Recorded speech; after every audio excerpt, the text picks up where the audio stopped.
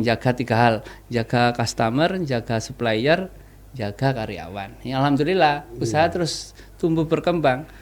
Percaya ada 7 prinsip-prinsip yang saya lihat ada di orang sukses itu tuh. Iya, apa itu? Izin saya share tuh ya. Ya. Yang pertama adalah teman-teman, yaitu orang sukses itu kalau di grup saya kita sebut 7 as. Ya.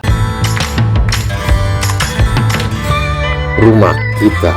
Ya, selamat datang Gus Mahrus ya. Pemirsa, kali ini kita kedatangan tamu jauh dari Jawa Timur, Dari desa-desa.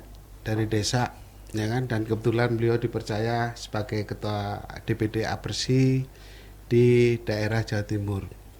Jawa Timur salah satu daerah potensi realisasi perumahan yang sangat besar. Dan kita akan coba menggali apa sebenarnya visi dan misi Mas Mahrus ini terkait industri properti dan masa-masa kecilnya hingga masa suksesnya. Mas Mahrus, sebelum kita lebih jauh berbincang-bincang, Ya, tuh. sebaiknya Mas Mahrus mengenalkan diri. Apa aja deh, dari masa kecil ke masa nakalnya dan masa apanya, silakan diceritakan. Ya, silakan Mas Mahrus. Baik tuh, terima kasih. Jadi yang menginspirasi saya tuh adalah pada waktu saya sekitar kelas 4 SD dulu, yaitu pada waktu nenek, atasnya nenek itu apa? Buyut ya. Buyut itu sakit. Baru 2-3 hari sudah dibawa pulang, padahal masih sakit. Jadi bawa pulang ini kondisi beliau masih sakit tuh. Nah ini yang menginspirasi saya tanya, loh Buyut, manggilnya Mbok ya di desa dulu, Mbok kok sudah dibawa pulang? Saya tanya kepada keluarga itu. Mereka menjawab, iya, karena sudah tua, ngomong gitu tuh.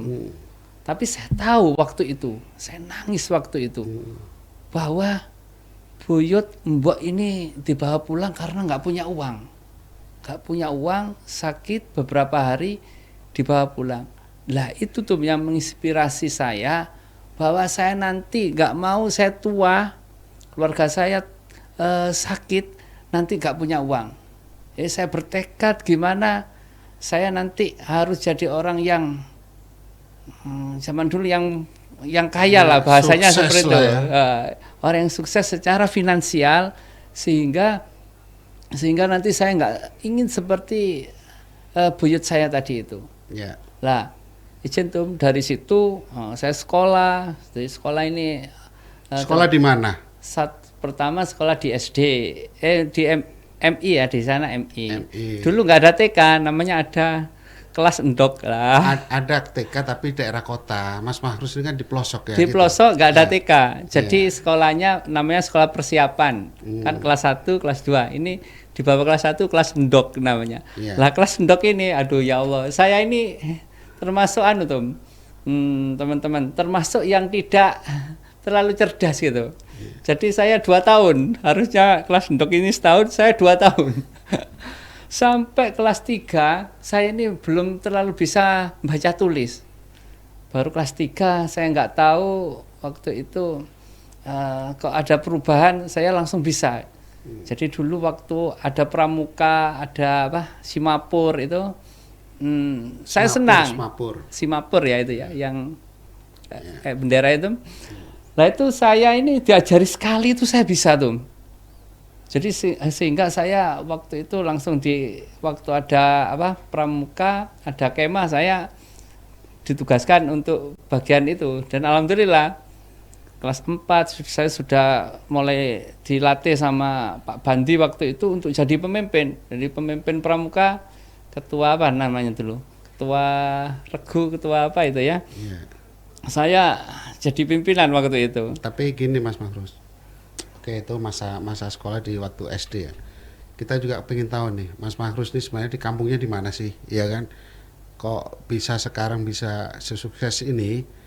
Asal usul Mas Mahrus tadi itu orang tua sebagai apa waktu kecilnya, ya kan? Ya tadi saya sampaikan ke ketum, orang tua saya ini petani melni tuh. Petani apa? Petani melni itu artinya petani yang sawahnya cuma beberapa petak, Tapi yang lain penggarap. nyewa-nyewa gitu. Oh, penggarap juga. Penggarap punya orang gitu. Iya, iya, iya. Jadi saya kecil itu ya ikut ke sawah, panen lombok cabe itu, manen padi itu biasa dulu tuh. Kalau SMP-nya di mana, Mas? SMP di desa juga. Karena ingin sekolah di SMP yang bagus, sanawiyah yang bagus, nggak bisa tuh karena Nilainya. biayanya ya terutama biaya. ya. Akhirnya sekolah di sana di desa ya alhamdulillah di desa sendiri di MTS Hasyim Asy'ari sama MI Hasyim Asy'ari, MTS-nya Hasyim Daerah Asy'ari. Turen. Di desa saya, Desanya apa namanya? Desa Talangsuko, Daerah, kecamatan Turen. Turen. Lah saya sekarang ketua Kabupaten. yayasannya di sana. Kabupaten? Kabupaten Malang. Oh ya. Ya, Mas Mahrus, kan apa?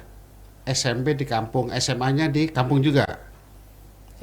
Waktu itu dari sanawiyah terus saya padahal sanawiyah itu saya rajin sekali belajar itu. Termasuk waktu danem ya dulu danem saya termasuk 3 besar lah. Danim. Ya, akhirnya saya sekolah di Alia. Karena mau sekolah negeri ketinggalan waktu. Akhirnya di Alia An-Nur. Alia An-Nur Swasta juga. Swasta. Dan aduh, ini saya cita-citanya tinggi. Saya ingin kuliah di UB waktu itu. Taunya UB lah di mana? Di Malang itu. Universitas Brawijaya. Saya kalau sekolah di sini gak ada sejarah. Di sini ini bisa apa diterima di UB. Akhirnya tuh ini yang bikin saya sekolahnya agak lama itu. Jadi saya pindah ke SMA kelas 1 lagi. Jadi saya 4 tahun. Waduh, saya ini nggak lulus ini gitu. Akhirnya yang paling sedih apa tuh? Saya lulus SMA rajin sekali saya. Meskipun IQ saya nggak seberapa, saya semangat. IQ di bawah rata-rata maksudnya. Di bawah rata-rata. Saya bangun malam, sholat malam, belajar gitu. Wes, pokoknya saya luar biasa lah. Sampai saya lulus dan diterima di UB. Karena waktu itu saya membaca berita bahwa salah satu orang terkaya di dunia itu adalah peternak. Wah, saya ingin kuliah di UB peternakan. Dan alhamdulillah tuh. Ini aja yang bayarin daftar teman saya, Mas Eko waktu itu, teman akrab di SMA itu. Mas Eko nggak diterima, saya malah diterima. Nah, saya diterima di UB karena bapak sudah nggak ada, SMA kelas 2 bapak nggak ada. Ibu petani kecil di kampung, akhirnya waktu daftar itu saya matur sama ibu, ya wis dolen itu yang ada itu, katanya ibu seperti itu. Akhirnya tuh gak jadi masuk UB saya jadi sales apa nih, Mas? Sales mainan anak-anak ke Surabaya. Dari sales mainan anak-anak cuma beberapa hari, akhirnya pulang ke Malang, ada namanya PT Supra Luxindo Utama. Saya jadi sales lagi di sana. Dari sales itu leader saya lihat, wah kamu ini punya potensi, katanya gitu loh. Wah, saya semakin semangat.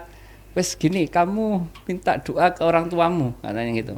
Nanti kamu duduk di depannya minta restu gitu.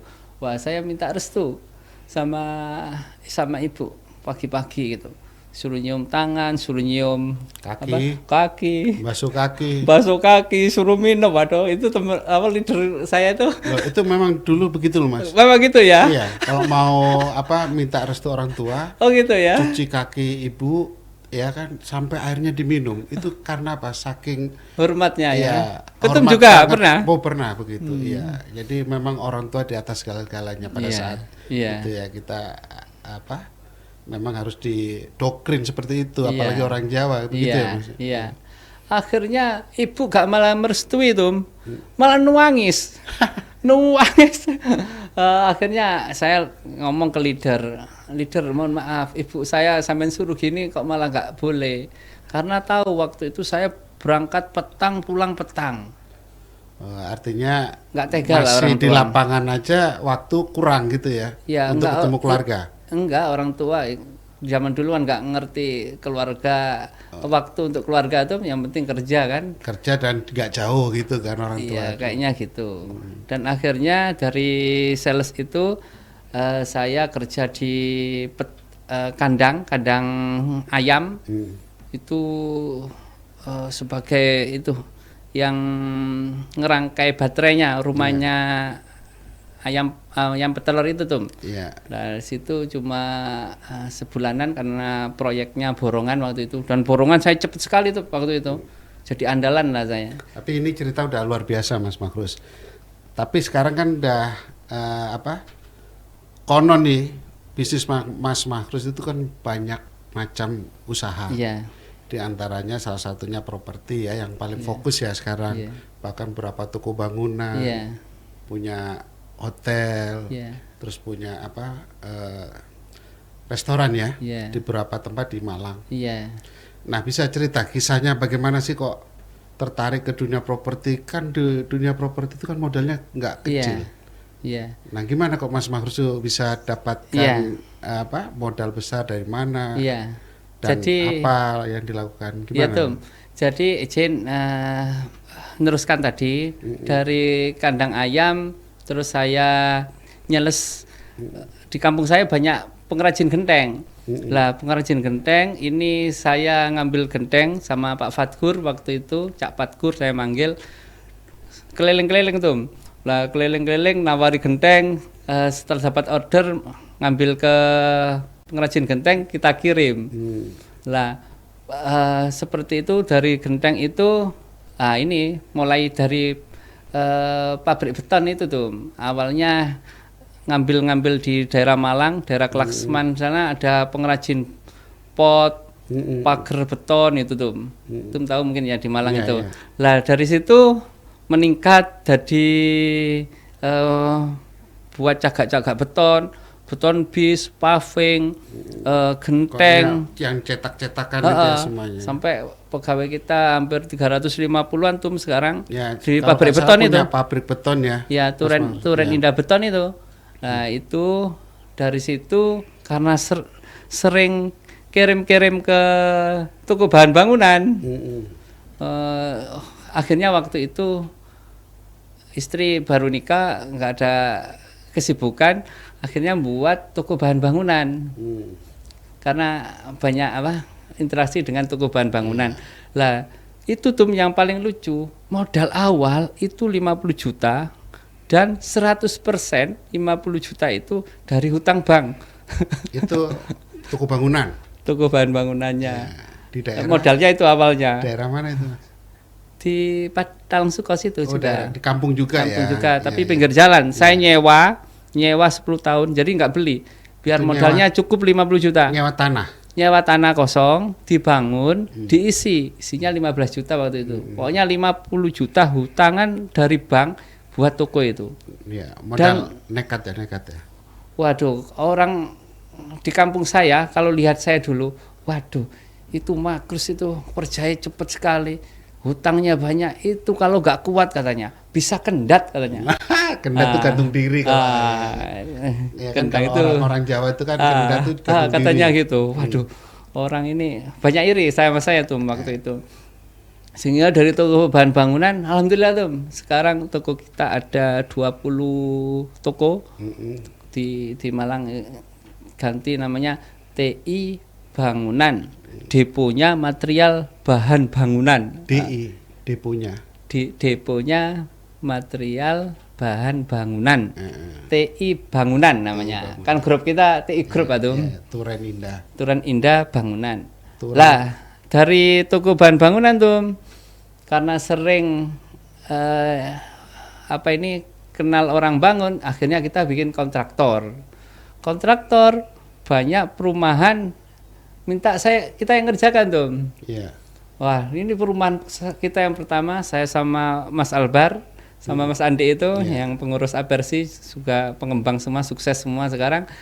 Itu Mas Albar baru lulus kuliah, Mas Andi dulu ikut orang, kita mendirikan gandengan 20 jutaan tuh. Buat CV AMA, sekarang jadi CV AMA udah DPT Morse. Asetnya ya 20 sampai 30-an miliar lah sekarang. Awalnya dari 20 jutaan dulu. Lah itu ada orang pemilik kaplingan yang Ketum tanyakan tadi, orang punya kaplingan, saya punya usaha, gak punya jaminan. Orangnya ini punya rumah di tengah kota Malang. Ini saya masukkan bank, ya, balik nama saya, masukkan bank, uangnya untuk bayar ini tadi tanah. Kaplingan ini yang kita jadikan perumahan pertama. Baik banget tuh orang kok percaya langsung.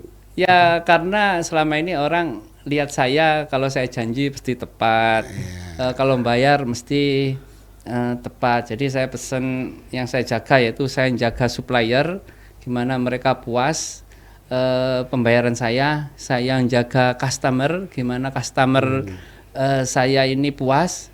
Yang ketiga waktu itu ya, waktu baru-baru belajar, ketiga adalah gimana jaga karyawan. Jadi jaga 3 hal, jaga customer, jaga supplier, jaga karyawan. Ya, alhamdulillah usaha terus tumbuh berkembang. Percaya, ada lagi notaris, percaya lagi saya tuh. Gratis lagi?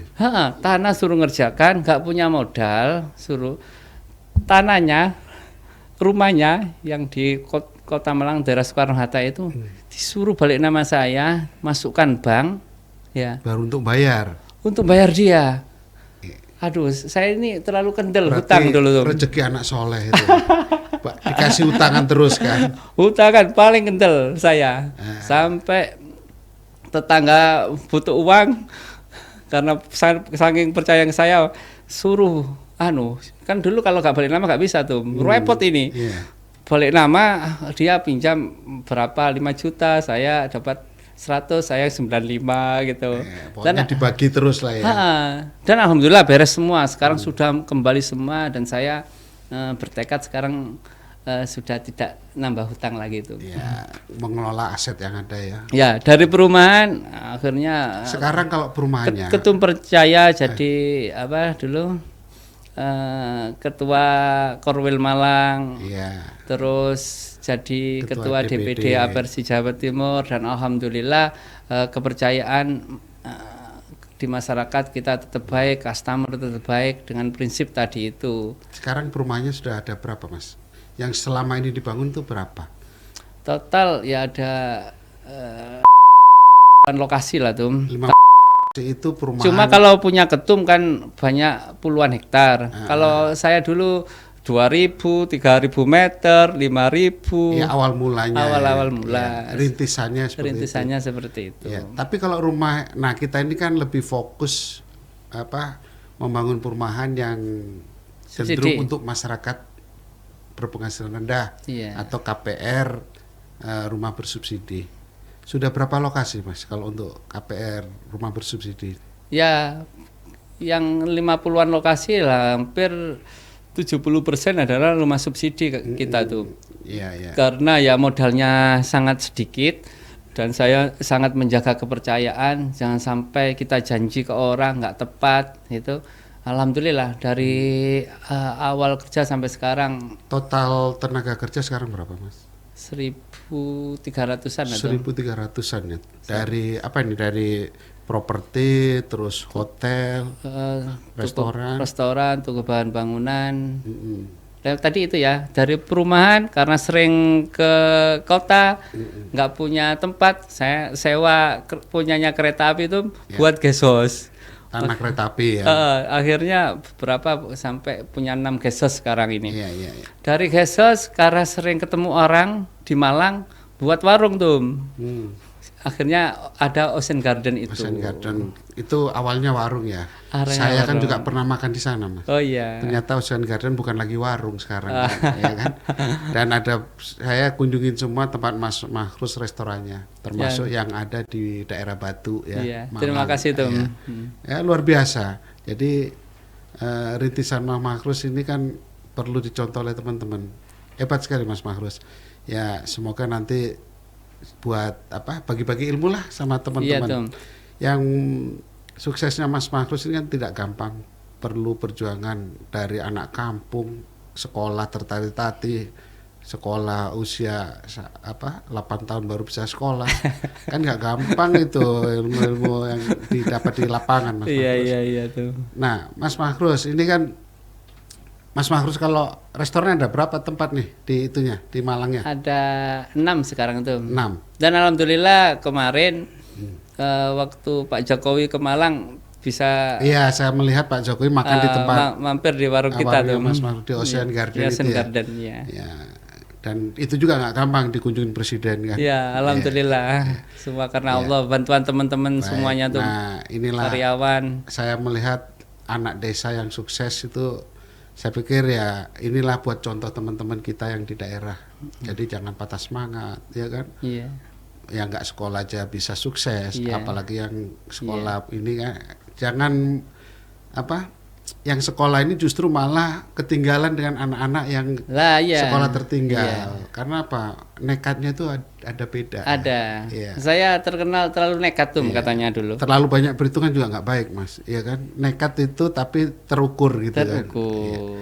Jadi Mas Mahrus ini usahanya sukses dan buat contoh pemuda-pemuda kita, anak-anak yang kurang beruntung. Kalau saya menginginkan Mas Mahrus ini bisa jadi salah satu tokoh.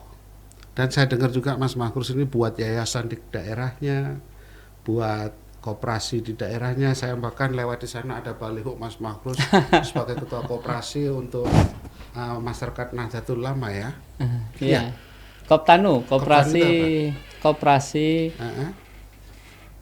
Tani Nusantara. Tani Nusantara. Cuma Koptanu supaya NU ada NU-nya gitu tuh. Karena Mas Mahrus juga latar belakangnya juga di NU ya. Dan yang saya dengar juga dari suksesnya Mas Mahrus ini udah mau merambah ke dunia politik ya. Iya, betul nggak ini isu ini? Iya. Yang saya dengar juga mau calon legislatif ya. Iya tuh. Benar ya? Iya.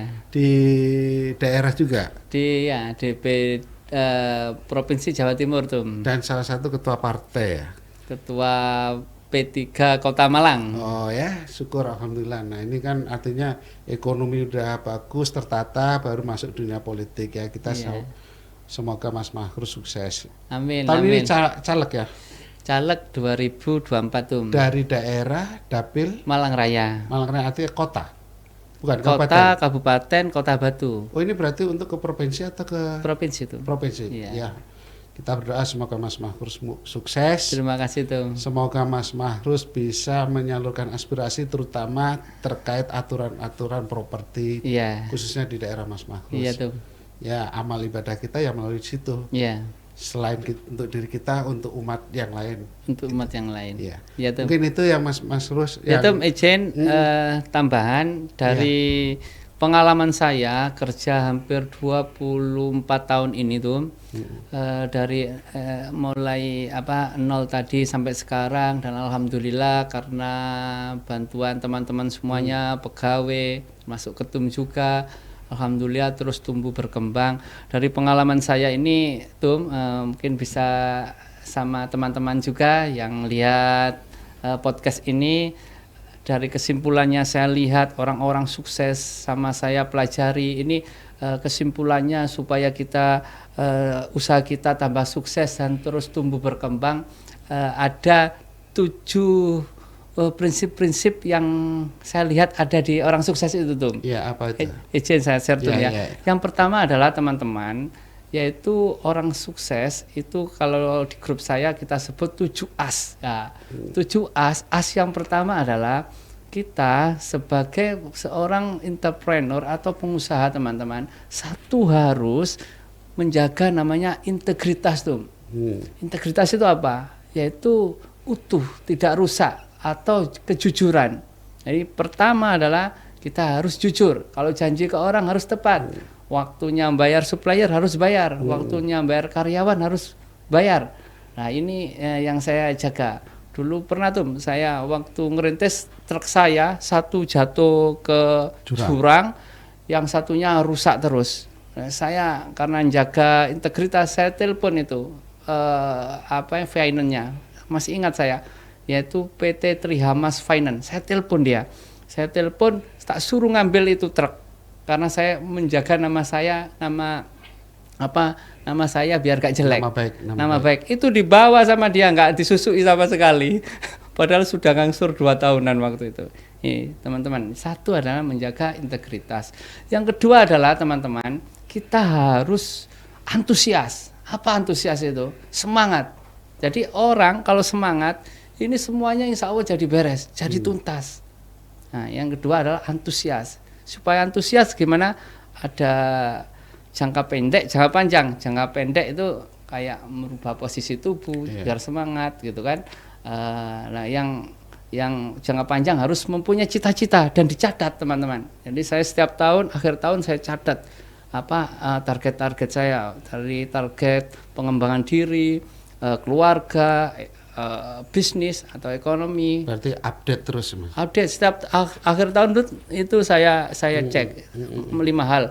1, pengembangan diri, keluarga, finance atau keuangan, target keuangan saya, targetnya berapa miliar, targetnya rugi labanya berapa. Yang keempat adalah kontribusi saya. Berarti udah punya RKAP sendiri ya? Ya.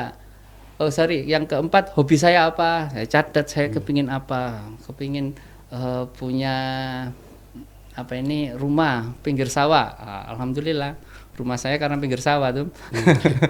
Yang berikutnya, yang terakhir ada yang kelima, teman-teman, adalah saya semangat, saya selalu kontribusinya apa kalau sukses ya itu. Supaya semangat ada harus punya cita-cita dan dicatat.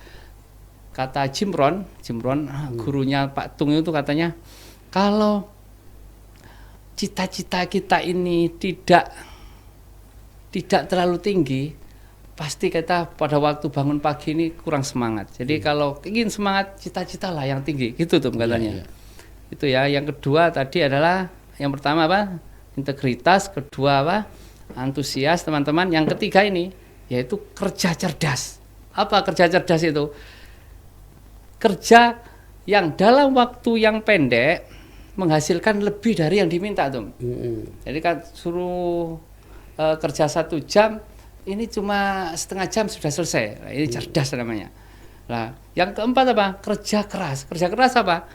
Yaitu kalau disuruh kerja 12 jam, 8 jam, kerja 12 jam, 13 jam. Sampai yang paling kaya di dunia termasuk sekarang siapa? Pak Elon Musk itu kan gitu katanya. Kerjanya 18 jam. Dan saya ngalami, semakin saya kerja keras tuh, semakin keberuntungan ini semakin ada kayaknya tuh. Nah, ini yang keempat, kerja teman-teman, kerja keras. Yang kelima, aturan Mas. Apa aturan Mas? Yaitu kita harus melayani, memperlakukan orang tuh seperti kita ini teman-teman. Memanusiakan orang. Seperti kita ingin dilayani. Lah kalau orang dulu kita harus menghormati orang biar dihormati kan gitu tuh. Ini aturan Mas, memperlakukan orang seperti kita ingin diperlakukan. Ini yang kelima teman-teman. Lah yang keenam ini harus tuntas. Kalau kasih tanggung jawab harus tuntas. Tas ya. Lah baru yang terakhir harus ikhlas. Semua karena Allah. Karena selain Allah tuh mengecewakan.